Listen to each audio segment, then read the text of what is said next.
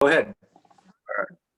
Hey, welcome to another episode of Rock Fantasy Files. It's an honor to sit down with Jizzy Pearl tonight, and he's in the bottom screen of my thing. We've got Tony Dio that's joining us also, helping us out. We're here to promote the new single from JIZZY PEARL'S LOVE, "Hate, Wanna Be Somebody," coming out on Golden Robot Records, and it's out, I think, already. Is it out already, or is it coming out? It is out. Yeah, it's out already. And it's the record itself, the full record's coming out in February of next year. Excellent.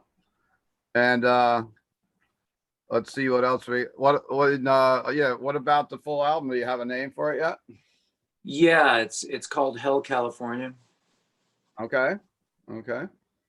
And anything you want to go in depth a little bit about the you've got one song out on this already, or another? Two singles. I mean, it's people have been comparing it to the old Love Hate stuff, and nice. I guess that's to be I guess that's just the way it is. I mean, that's the way I write, and that's the way the songs are going to sound, and so I guess that's a good thing.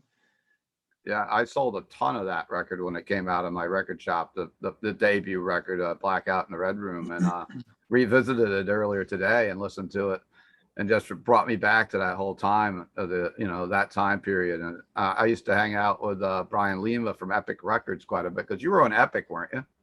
We were on Columbia, which Columbia, okay. Yeah, the sister.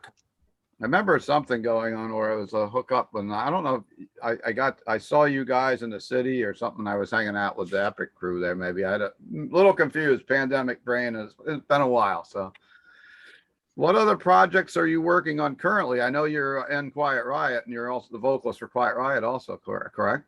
I do Quiet Riot right now, and I also am writing a fourth book. I've written 3 books.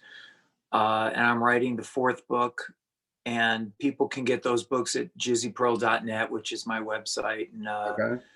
So that's, I'm pimping books and pimping songs. Good to hear. I was wanting to, I saw that you are writing some books, and what's the subject matter on the latest book coming out you could tell us about? My books are short stories, sort of half fiction in sort of a Black Mirror, Twilight Zone-y, sort of a trippy horror vibe. And the other half of the stories are kind of reminiscences of the music scene, behind the scene, some of the wine, women, and song Nice tales. And so it's kind of, that's what the books are sort of about.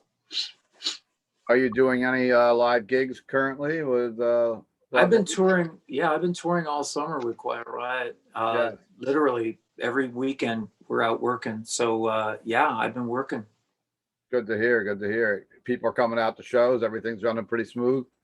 Yes. I think people are damn sick of being in their house for a year. Yeah, so for sure. I do get that vibe. I think people are really happy to be out, in the live music thing again. Excellent. Tony, do you have a couple questions for Jizzy? Tony? Yeah, I listened to both the new songs, and they're really good. And it does remind me of the classic Love Hate from like the first couple of albums. It's good stuff. What made you decide to go back and just call it JIZZY PEARL'S LOVE HATE instead of just a JIZZY PEARL? Because I know you've released a few solo records just under JIZZY Pearl. I have. I just, Love Hate is basically me.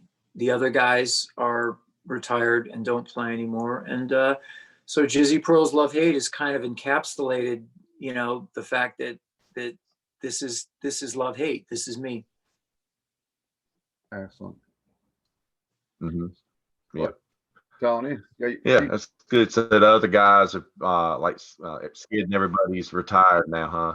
Yeah, that's cool. Yeah, I actually saw Darren Householder. I saw him a couple weeks ago. He was playing a show with the new Rough Cut, and he, I didn't even know. I really like the album Let's Rumble, and I never knew that he played on. I'd never looked at the liner notes because the picture shows Johnny on it on the album on the CD cover, whatever. Oh, maybe. Wow. But yeah, It shouldn't.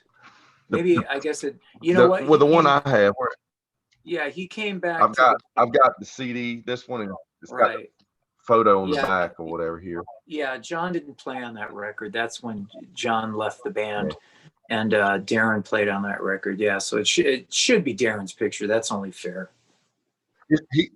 He's listed inside. I looked after he told me. So, but I always liked that record. That might be my favorite of all the Love Hate records. I mean, you know, Beer Money. That's a killer tune. You know, so many good songs on here. Yeah, there's some good songs. Spin Wheel and all that was probably my favorite. Yeah, there's some good songs on that record for sure. For sure. I know a lot of people know about your infamous Hollywood sign story, but I was curious when you guys went out to set that up and plan it.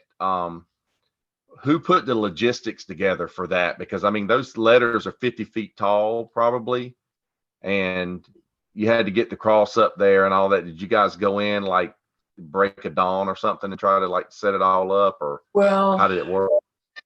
We sort of tried to dress rehearse it. We hung the cross on the side of our building, which was the old rehearsal studio, and because I was like anyone else, terrified of hanging off that cliff. So I wanted to, go through the motions of doing it to make sure that I didn't, plummet to my death. So we did a dress rehearsal of it at the building and sort of figured out how to do it. And then when we went up the night before, and brought the cross up the hill. We just, to be honest with you, it was really, we did it.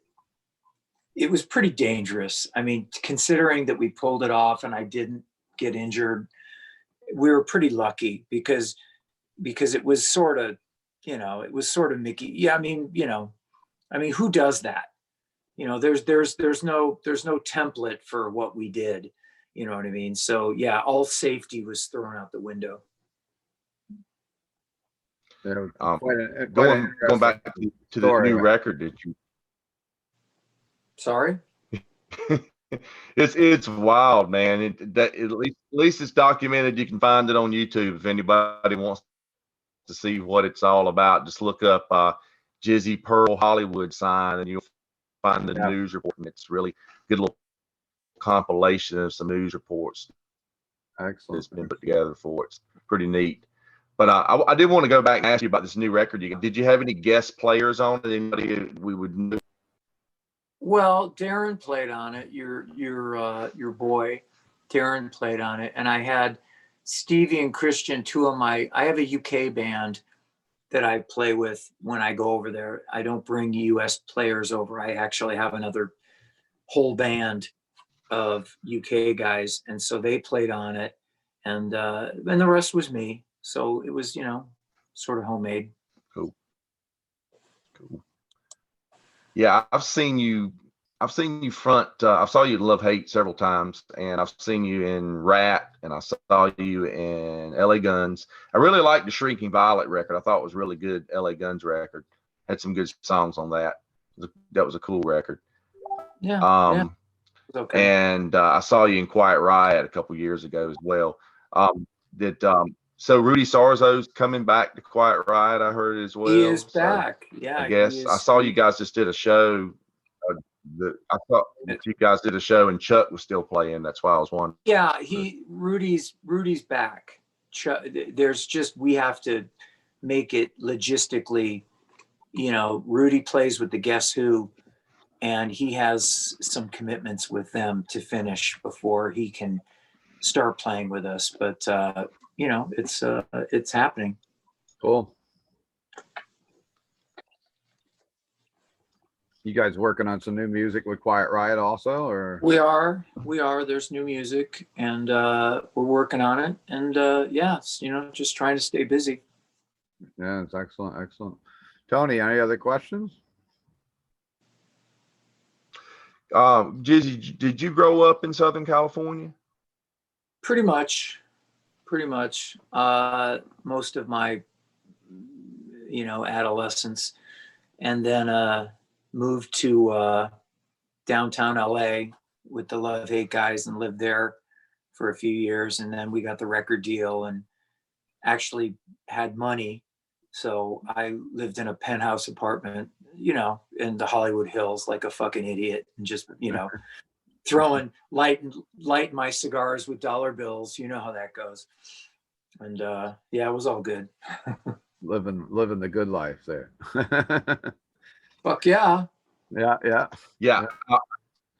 I was wondering that. So I'm sure you saw Quiet Riot, the original lineup with Randy and all back in the day. I'm sure That was kind of before my time. Okay. I started hanging Oh, out. really? Yeah, I started hanging out on the Strip in the middle 80s, right around the beginning of the Guns N' Roses. And that Quiet Riot thing had that whole beginning of them had sort of, they had sort of graduated to the big time by then. Mm-hmm. Oh, yeah. Got a question for you, Jizzy. I asked this to all my guests on the Rock Fantasy Files. I'd like an album that changed your life, got you into hard rock, or anything that just influenced you or to, become into music performer. Well, Physical Graffiti, Okay. Aerosmith Rocks, The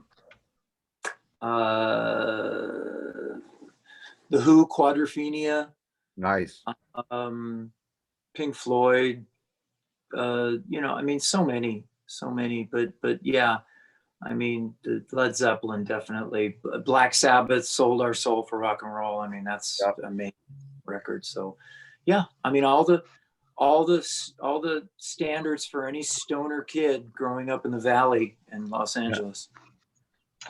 Any memorable love-hate stories and on tour that you want to share with us before we start things up? This is there's millions of them. Millions. There's thousands of wonderful debaucherous tales that would curl your hair, but I don't really recollect. You know what I mean? It's just everybody gets laid in rock and roll. If the singer from Blues Traveler can get laid, anybody can. This is true. What a lot of clubs you remember playing out in the East Coast here in New York City? Of course. I played, when I lived in New York.